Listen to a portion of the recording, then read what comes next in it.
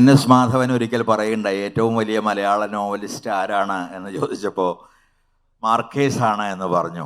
അതുപോലെ ഒരു പക്ഷേ കേരളത്തിൽ ഏറ്റവും വലിയ മലയാളി കവി ആരാണ് എന്ന് ചോദിച്ചാൽ കിട്ടിയേക്കാവുന്ന ഉത്തരം പാബ്ലോ നെരൂദ എന്നായിരിക്കാൻ ഇടയുണ്ട്.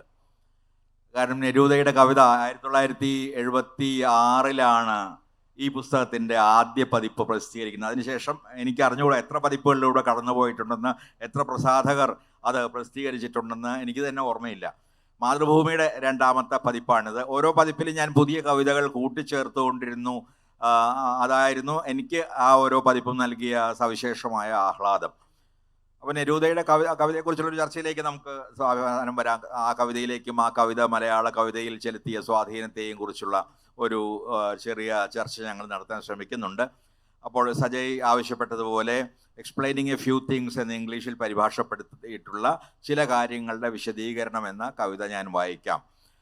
ഇത് നിങ്ങൾക്ക് എല്ലാവർക്കും പരിചിതമായ ഒരു വലിയ ആഭ്യന്തര യുദ്ധം, സ്പാനിഷ് ആഭ്യന്തര യുദ്ധം നടന്ന കാലത്ത് നെരൂദ എഴുതിയ ഒരു കവിതയാണ്. എന്തുകൊണ്ടാണ് ഞാനിങ്ങനെ രക്തപങ്കിലമായ കവിതകൾ എഴുതുന്നത് എന്ന് സ്വയം വിശദീകരിക്കാനുള്ള അദ്ദേഹത്തിൻ്റെ ഒരു ശ്രമമാണ് ഒരിടത്ത് ഇത്.